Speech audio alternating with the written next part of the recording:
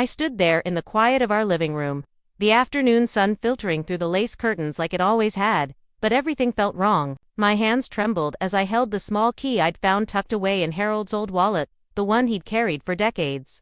Worn soft from years of use, the bank teller had just handed me the contents of a safety deposit box I never knew existed.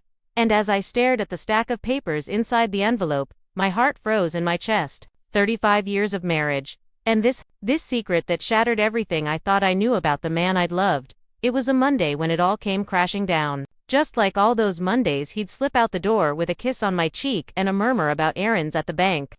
I'd never questioned it. Why would I? Harold was steady as the oak tree in our backyard. The kind of man who fixed leaky faucets without complaint and held my hand through every doctor's visit. But now, with him gone barely a month, buried under that same oak's shade, I was unraveling a thread that led to a truth I wasn't sure I could bear. The papers trembled in my grasp: a birth certificate, old letters, and bank statements showing transfers every single week, to a woman I'd never heard of, and a child who shared his last name. My knees buckled, and I sank into the armchair where he'd read his newspapers, the faint scent of his aftershave still clinging to the fabric. How could my Harold, the man who'd promised me forever, have hidden a whole other life? The shock hit me like a cold wave, numbing my fingers as I flipped through the documents. There was a photo tucked in there too, an old Polaroid, faded but clear enough to see Harold's smile, the one I knew so well, directed at a young woman with a baby in her arms. My breath caught, a sob escaping before I could stop it. I'd spent our life together, building a home, raising our 2 daughters, believing in the quiet strength of our bond. And all along, those Monday trips weren't just deposits or withdrawals, they were visits to a past he'd buried deep. I froze, not just from the betrayal, but from the realization that I'd loved a stranger. The clock on the mantel ticked on, indifferent, as tears blurred the ink on the pages. What do you do when the foundation of your world crumbles after the one who built it is gone? Our life together started simple, back in the spring of 1980, when Harold and I met at a church picnic in our small town of Willow Creek. I was 22, fresh out of nursing school, with dreams of helping people heal. He was 25, working at the local hardware store, his hands already calloused from fixing things that others deemed broken. He had this gentle way about him, quiet eyes that crinkled at the corners when he laughed, and a voice like warm gravel that made you feel safe. "Eleanor," he'd said that day, handing me a plate of potato salad, "you look like someone who could use a little extra helping." I smiled, and that was it. We courted slow, the way folks did back then: walks by the river, shared lemonades on my parents' porch. He proposed under that same oak tree we'd later plant in our yard, with a ring that wasn't fancy but shone with promise. We married that fall, in a little white chapel with wildflowers from the fields. Our home was modest, a 2-story on Maple Street, with creaky wooden floors and a kitchen that always smelled of fresh bread. Harold took a job at the mill, steady work that paid the bills, while I nursed at the county hospital, bandaging wounds and holding hands through long nights. Our daughters came soon after, Sarah in 82, with her father's quiet determination, and Lily in 85, full of my curiosity and spark. Life settled into a rhythm, comforting as the hum of the refrigerator at midnight. Mornings started with coffee. Harold liked his black, strong enough to wake the dead. He'd joke, and I'd pack his lunch in a brown paper bag. Tuna on rye with an apple from our tree. Mondays were his ritual. He'd rise a bit earlier, shave with that old straight razor, the scrape of it against his skin echoing in the bathroom. "Off to the bank, Ellie," he'd say, pecking my cheek, his breath minty from toothpaste. I'd nod, busy with the girls' breakfast oatmeal steaming in bowls, the clink of spoons against ceramic. He never missed it, rain or shine. I assumed it was for our savings, maybe paying bills or checking on that retirement fund he was so proud of. Building our nest egg, he'd wink and I'd smile, trusting him completely. Evenings, he'd come home with the faint scent of ink and paper on his clothes, like he'd lingered at the teller's window. We'd eat dinner together, pot roast on good days, with carrots soft from simmering, the steam rising in lazy curls. Harold would ask about my shift, listen with that patient nod, his fork pausing midair as I spoke. The girls adored him. Sarah would climb into his lap after supper, begging for stories about his boyhood on the farm, while Lily practiced her piano scales, the notes tinkling through the house like laughter. Our days were woven with small joys: summer barbecues in the backyard, the sizzle of burgers on the grill mixing with the buzz of fireflies; winter evenings by the fire, Harold's arm around me as we watched the flames dance, the wood crackling softly. He wasn't a man of grand gestures, no surprise vacations or diamond anniversaries. But his love showed in the quiet fixes. The way he'd oiled the squeaky door hinge before I even mentioned it, or leave a wildflower on my pillow after a long day. We argued sometimes, like any couple over money when times were tight. Or whose turn it was to discipline the girls, but it never lingered. He'd apologize with a cup of tea, chamomile steaming gently.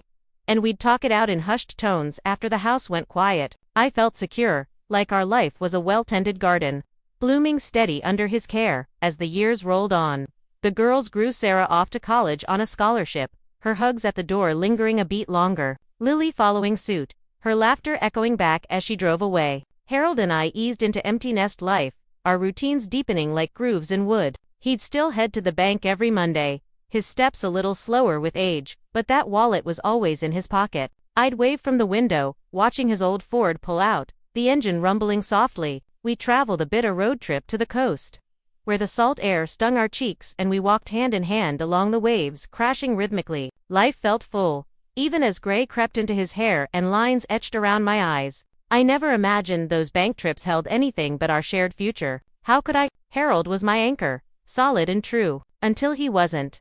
The first hint that something might be off came about 10 years into our marriage, though I didn't recognize it for what it was at the time. It was a Monday in early fall, the leaves just starting to turn gold along Maple Street. Harold had left for the bank as usual, his thermos of coffee rattling in the cup holder of the truck. I was hanging laundry on the line in the backyard, whites flapping in the breeze, the scent of bleach and fresh air mixing together when the phone rang inside. I hurried in, wiping my hands on my apron, and picked up the receiver.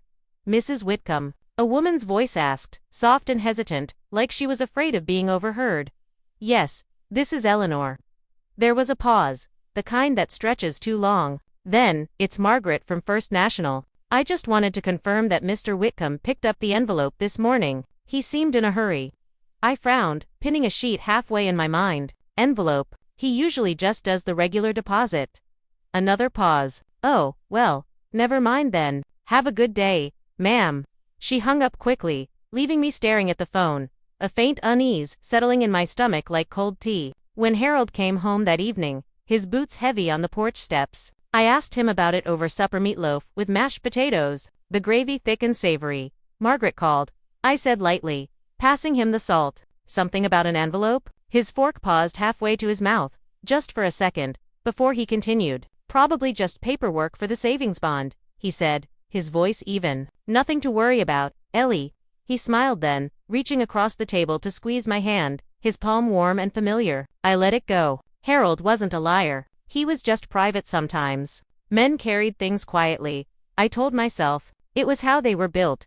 But over the years, little moments like that piled up like dust in corners you don't notice until the light hits them right. There was the time in '95 when Sarah was home from college for Thanksgiving. We were all at the table, turkey carved, cranberries glistening when Harold's pager went off. Back then, only doctors and important folks had them, but the mill gave him one for emergencies. He glanced at the number, his face tightening just a fraction, then excused himself to the kitchen phone.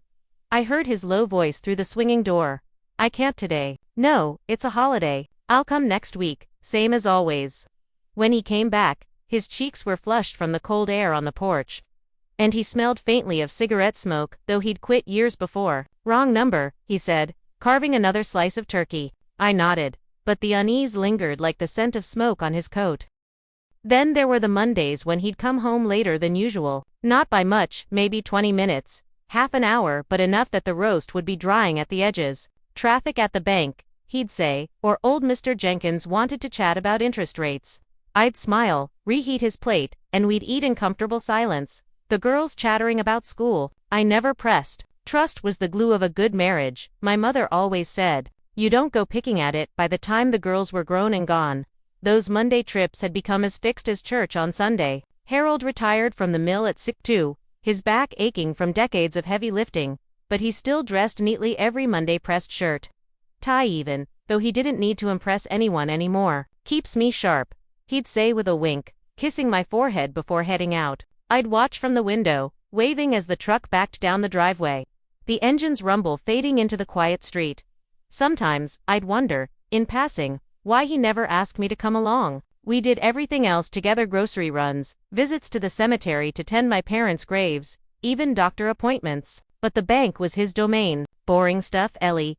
He'd laugh. You'd fall asleep at the teller line, and I'd let it be. We had a good life. Why bother? In the last few years, his health started slipping. A cough that wouldn't quit. Then the diagnosis: lung cancer. Advanced. He fought it quietly, the way he did everything. Chemo made his hair fall out in patches. He'd run a hand over his bald spots and joke, saves on barber bills.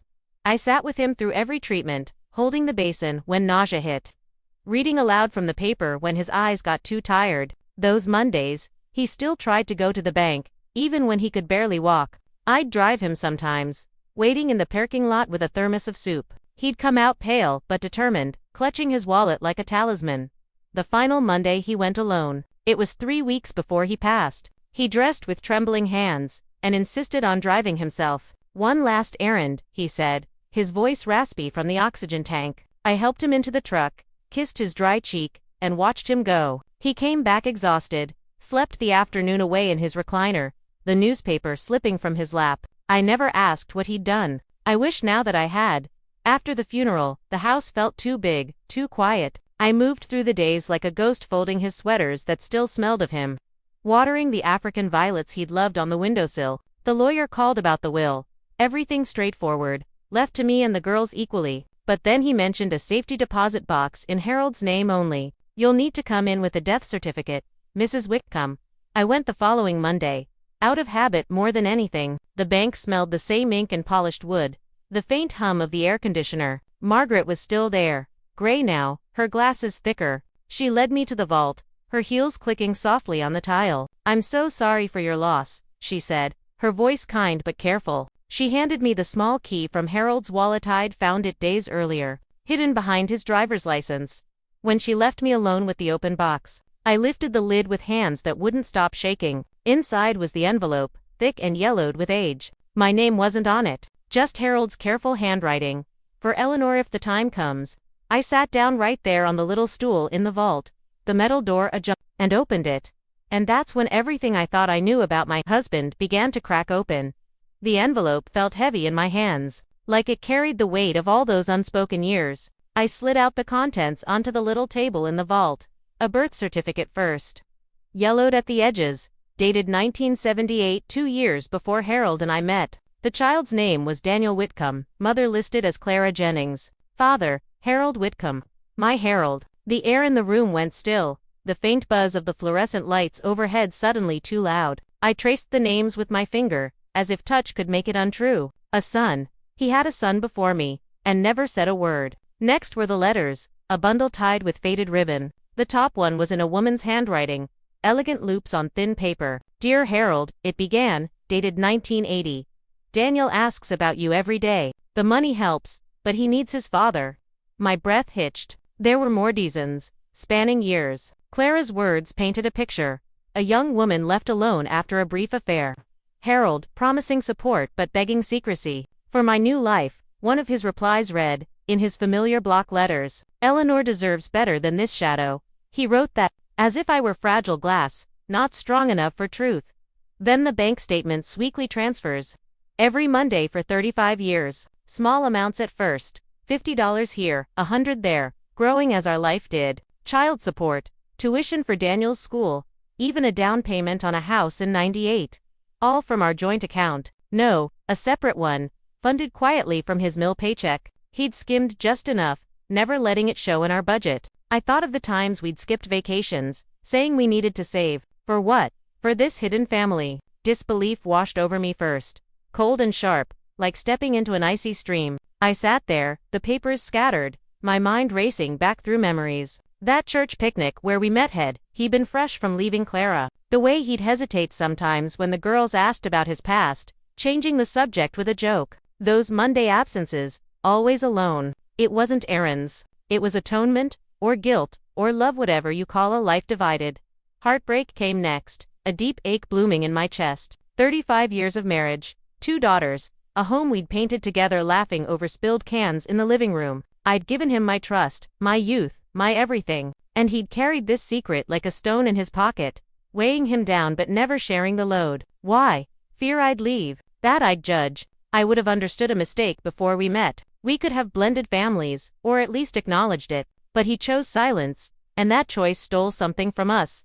I gathered the papers with numb fingers, stuffing them back into the envelope. Margaret knocked softly on the door. Everything all right, Mrs. Witt? Her eyes were kind, but I saw the flicker. Did she know? Had she cashed those checks all these years? Fine, I managed. My voice steady though, my throat burned. I drove home in a daze, the truck's wheels slick under my palms from sweat. The house greeted me with silence, the clock ticking relentlessly. I poured a glass of water, the faucet's drip echoing my thoughts. Betrayal. That's what it was. Not an affair in the present, but a lie woven through our entire life. Harold had died with this unsaid, leaving me to discover it alone. That night, I couldn't sleep. The bed felt too empty, the sheets cool where his warmth used to be. I paced the kitchen, the linoleum cold under my bare feet, and finally dialed Sarah. She answered on the third ring, her voice sleepy. Mom, it's late. I found something, I whispered, sinking into a chair. About your father. She came over the next morning, Lily and Tothade driven through the night. We sat at the kitchen table, the envelope between us like a grenade. I spread out the papers, watching their faces shift from confusion to shock. Sarah's hand flew to her mouth, her coffee cup forgotten. A brother. Dad had a son. Lily flipped through the letters, her brow furrowed. Why hide it? We would have. I don't know. I accepted him. We talked for hours, voices low and raw. Tears come mine first, then there's. Sarah hugged me tight, her shampoo smelling of lavender, a scent that took me back to bathing her as a child. He loved you, Mom, us. This doesn't change that, but it did. It colored everything retroactively, like dye bleeding through fabric. I needed answers. Clara's last address was in the Papasa town 2 hours away, Elmwood. I decided to go. Alone. The girls offered to come, but this was mine to face. I drove the next day, the highway blurring through teary eyes. Elmwood was smaller than Willow Creek, with a main street lined in brick storefronts. The house was a tidy ranch, flower boxes blooming with petunias. I parked across the street, heart pounding like a drum.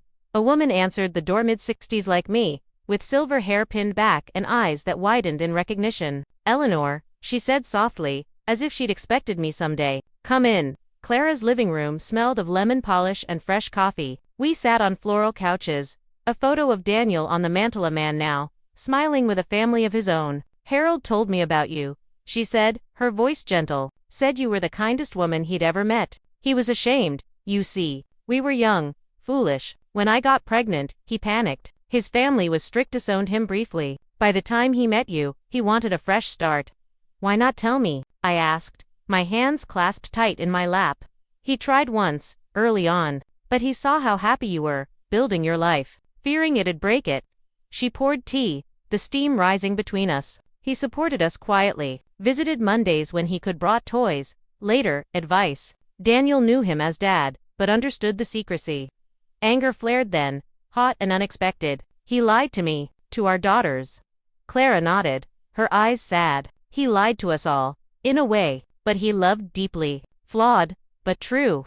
We talked more about Daniel, a mechanic now, with 2 kids. Harold's last visit, frail but smiling. He spoke of you always, she said. Regretted silence. I left with Daniel's number, a hug from Clara that felt strangely comforting. Driving home, the sun setting in pinks and oranges, I felt the betrayal shift, not gone, but layered with understanding. Harold wasn't a villain. He was human, scared, but the hurt remained, a bruise I'd carry. Back home, I called the girls. I met her, I said. It's real. We cried together over the phone, voices cracking. Then, slowly, we planned. I would meet Daniel, tell the truth to our family, no more secrets. The days after meeting Clara blurred into a haze of decisions and doubts. I sat at the kitchen table each morning, staring at Daniel's number scribbled on a napkin, the ink smudged from my thumb rubbing over it absent-mindedly. The house felt heavier now, every creak of the floorboards reminding me of Harold's footsteps. I brewed coffee, his black, mine with a splash of milk, and let it go cold while I turned the truth over, in my mind like a stone in my pocket. What action could I take against a ghost? Harold was gone, his secrets laid bare but untouchable. Revenge wasn't in my nature. I'd spent my life healing wounds, not inflicting them, but I needed to act, to reclaim some piece of the life he'd fractured. First, I called Daniel. My voice trembled as I dialed, the phone cool against my ear. He answered on the second ring, his tone warm but cautious, like Clara had warned him. Mrs. Whitcomb, Mom said you might reach out. Eleanor, I corrected gently, call me Eleanor. We talked for nearly an hour. His voice carried echoes of Harold, the same low timbre, a slight pause before answering tough questions. He was 47 now, married with 2 daughters of his own. Dad visited every Monday he could, he said, told stories about his farm days, helped with homework when I was a kid. He always said you and your girls were his world, but he couldn't let go of the guilt with us. Guilt. That word hung between us like smoke. Did he ever talk about telling me? I asked, tracing the grain of the wooden table with my finger, a sigh on his end. Once, when I was older, said he almost did on your 10th anniversary, but he chickened out. I'm afraid of losing everything. I nodded, though he couldn't see, tears pricking my eyes. We agreed to meet the following week, at a diner midway between our towns. Neutral ground, like diplomats negotiating peace. Telling the girls was harder. They came over that weekend, Sarah with a casserole still warm from her oven, the cheese bubbling faintly, Lily with a bottle of wine we'd share in quiet moments. We sat in the living room, the lace curtains diffusing the light into soft patterns on the rug. I laid it all out again, the meeting with Clara, the call with Daniel. He's your half-brother, I said, the words tasting strange on my tongue. Sarah's face crumpled, her hands twisting in her lap. Why meet him now? Dad's gone. This just stirs up pain. Because secrets fester, I replied, my voice firmer than I felt. Your father hid this, but we don't have to. Maybe knowing Daniel heals something. Lily leaned forward, her eyes thoughtful. I'll come with you, Mom, if you want. I shook my head. This first meeting's mine. But after, we'll see. The drive to the diner felt endless, the highway humming under the tires. My hands gripped the wheel, knuckles white. What if he looked just like Harold? What if resentment boiled up unbidden? I pulled into the parking lot, gravel crunching, and spotted him immediately, tall, with Harold's broad shoulders, sitting at a booth by the window. He stood as I approached, offering a hesitant smile. Eleanor? We ordered coffee black for him, like his father, and pie, apple with a lattice crust that flaked under the fork. The diner smelled of grease and cinnamon, the clatter of plates a comforting backdrop. Tell me about him, I said after the small talk faded. The Harold you knew. Daniel's eyes softened. He was proud of you, showed pictures of Sarah and Lily's graduations, said you were the heart of his home. He paused, stirring his coffee slowly. I'm sorry for the hurt. I always wished things were different.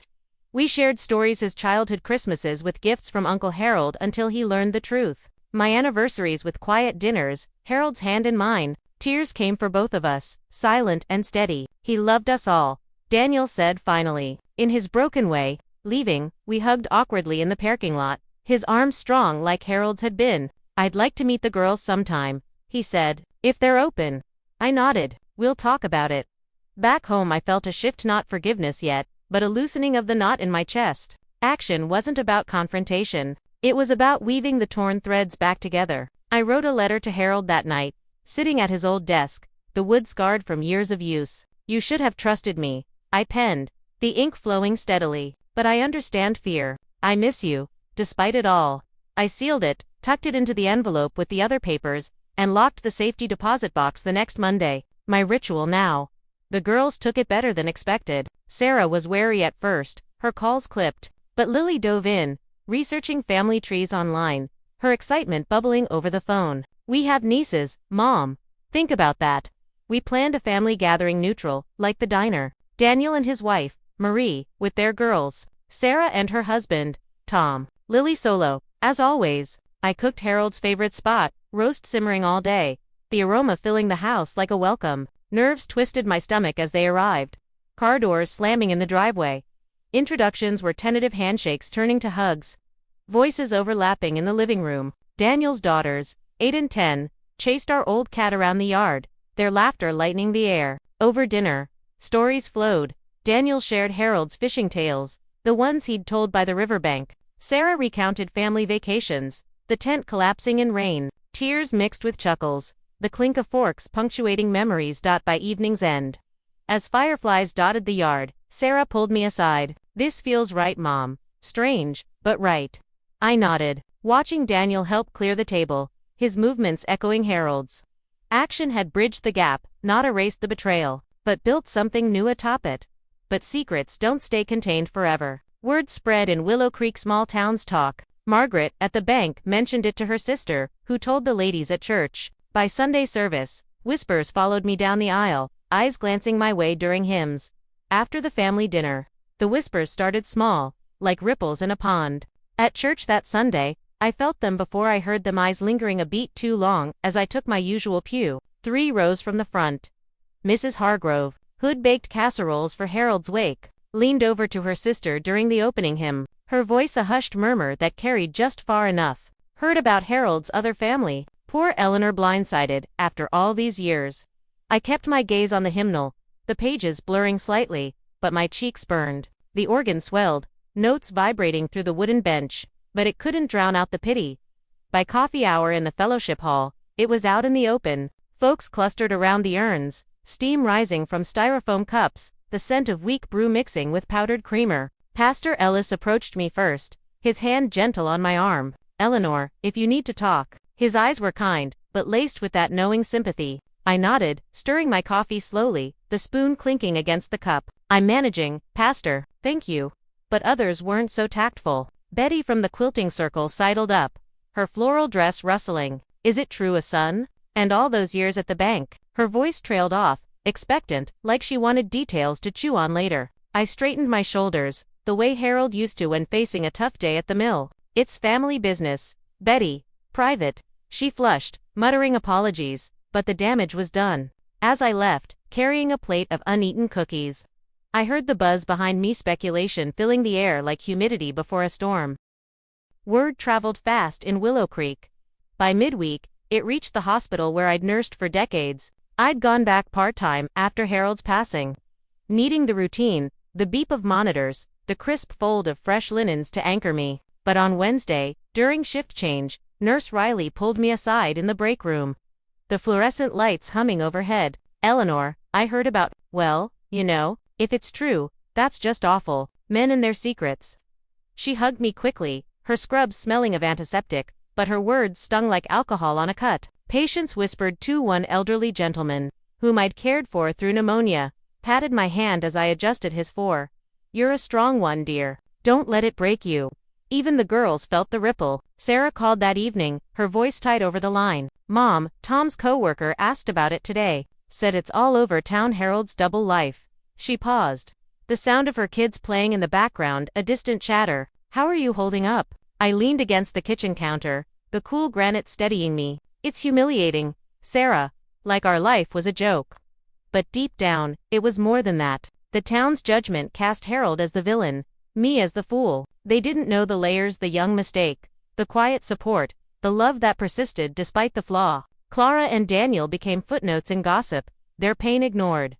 The mill folks were next. Harold's old buddies from work stopped by the house Thursday, ostensibly with a fruit basket, the wicker creaking as they set it on the porch. Jim, his fishing partner, shifted from foot to foot, hat in hand. "We didn't know, Ellie, but some are saying he skimmed overtime pay. You know."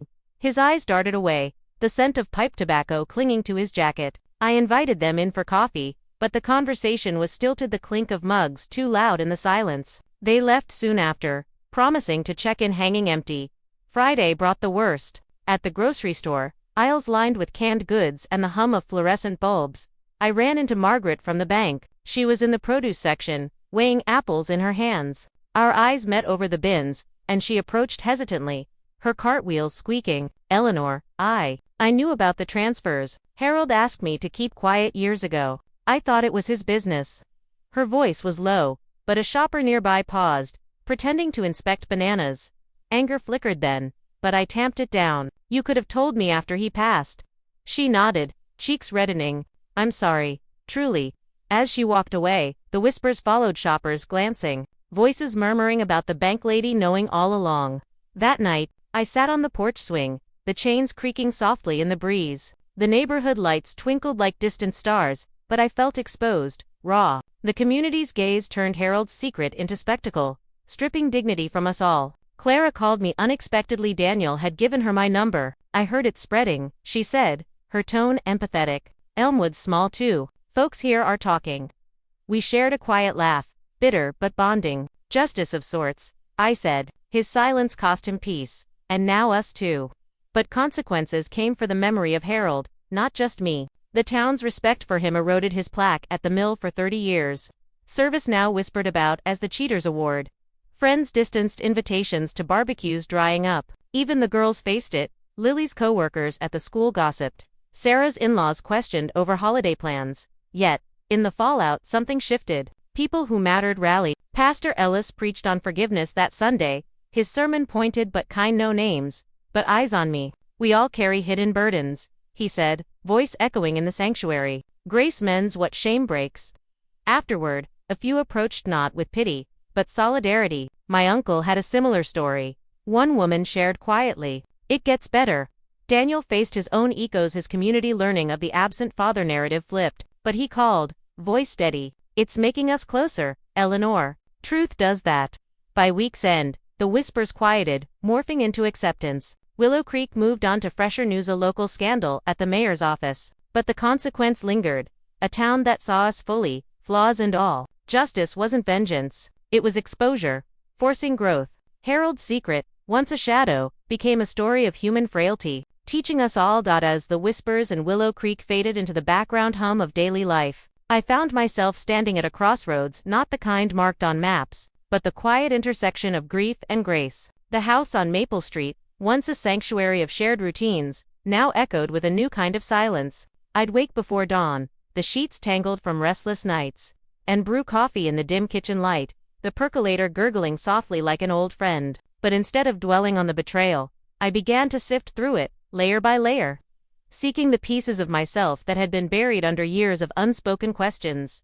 Healing didn't come in a rush. It seeped in slowly, like rain soaking parched earth. I started with small steps, clearing Harold's closet, his shirt still carrying the faint trace of his cologne, a woody scent that caught in my throat. I folded them carefully, donating most to the church thrift, but keeping one flannel, soft from wear, to wrap around my shoulders on cool evenings. The girls helped. Sarah organized the garage, her hands efficient as she sorted tools Harold had collected, the metal clinking against wood shelves. "This wrench fixed my first bike," she said, a small smile breaking through. Lily went through photo albums, the pages crinkling under her fingers, pulling out pictures of family trips, the four of us at the lake, Harold's arm around me, his grin wide and unshadowed. Meeting Daniel became a bridge to that healing. We arranged more gatherings, tentative at first. The second time was at his home in Elmwood, a barbecue in their backyard. The grill hissing as burgers sizzled, the air thick with charcoal smoke. Marie, his wife, welcomed me with a warm hug, her apron dusted with flour from homemade buns. Their daughters, Emma and Grace, tugged at my skirt, showing off crayon drawing stick figures under a sun that beamed yellow rays. "That's Grandpa Harold," Emma said, pointing to a tall figure with a fishing pole. I knelt down, the grass cool under my knees, and traced it with my finger. He'd have loved this. Daniel and I talked in the shade of a maple tree, similar to our oak back home. He shared more about Harold's visits, the way he'd teach him to tie knots, his hands steady despite the years, or read bedtime stories with voices that made Daniel laugh until his sides hurt. He always left saying he wished he could stay, Daniel admitted, his voice low, but he'd glance at his watch. "Think of you." I nodded, the ache softening. He was torn. I see that now. Those meetings wove our families together thread by thread. Sarah warmed slowly, bringing her own kids the third time, the cousins chasing each other in the yard, shrieks of joy piercing the air. Lily bonded quickest, swapping recipes with Marie over iced tea, the glasses sweating in the summer heat. "We're building something new," Lily said on the drive home, her hand on mine at a stoplight. "Dad's legacy, maybe." I returned to nursing time. The hospital's fluorescent halls, a familiar rhythm, the soft beep of heart monitors, the rustle of charts. Colleagues stopped pitying and started sharing their own stories. A hidden sibling discovered late, a parent's unspoken regret. Life's full of surprises, one doctor said during lunch, his sandwich halfway to his mouth. "It's how we mend that counts." I found purpose there again, holding patients' hands through pain, whispering encouragement as IVs dripped steadily. Evenings, I took up gardening, something Harold and I had done together. I knelt in the soil under the oak, the earth cool and crumbly between my fingers, planting bulbs that would bloom come spring, tulips for new beginnings, their petals promising color after winter's gray. As I watered them, the hose trickling softly, I thought of forgiveness, not the quick absolution of fairy tales, but the slow release of resentment. Harold had flawed our story, but he'd also filled it with quiet love-the-morning coffees. The fixed hinges, the hand squeezes in the dark. I forgave him in pieces, for the fear that silenced him, for the Mondays stolen, for the family divided. And in forgiving, I freed myself. Clara became an unexpected ally. We spoke monthly, voices bridging the miles, sharing recipes, health updates, even laughs over shared memories of Harold's stubborn streak. He hated admitting wrong, she said once, her chuckle warm over the line. But he tried, in his way. One crisp autumn day, a year after the discovery, we all gathered under our Oak Daniels family.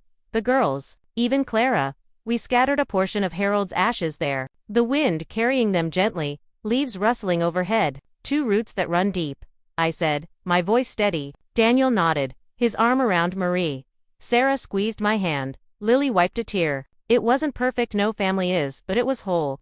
Pieced together from fragments. Life moved forward, steady as the seasons. I traveled alone for the first time, a train trip to the mountains. The rails clacking rhythmically, landscapes blurring past the window. I hiked trails scented with pine, the air sharp and clean, feeling strength in my steps. Back home, I joined a book club at the library, pages turning under lamplight, discussions flowing like wine. Friends returned, invitations trickling in, dinners where laughter filled rooms, clinking glasses toasting resilience.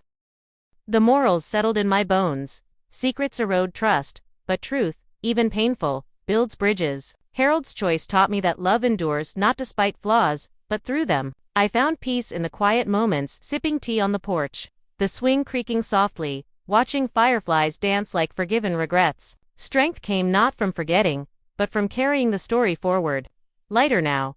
And so, my dear, that's the story of those Monday bank trips and the secret that waited 35 years to find me. I won't pretend the hurt vanished overnight. Some nights I still feel it, like a bruise that aches when the weather changes. But time, truth, and a little courage turned that pain into something I could carry without breaking. I learned that love isn't always clean and perfect. Sometimes it's tangled, fearful, and flawed. Harold made a choice rooted in shame, and it cost us all. Yet in the end, choosing openness, choosing family, choosing to mend instead of tear apart, that's what gave me peace. If you're holding a secret that's weighing on your heart, or if someone you love has hurt you with one, remember this: silence protects no one forever. Truth stings, but it also heals. And forgiveness, real forgiveness, isn't about forgetting. It's about deciding the story doesn't end with the wound. What about you? Have you ever uncovered something that shook the ground beneath your feet? Did you choose silence, or did you choose truth? Would you have opened that envelope alone, like I did, or would you have waited? Tell me in the comments. I read every one, and your stories remind me I'm never alone. Thank you for sitting with me through this. Take care of your hearts, my love. Until next time.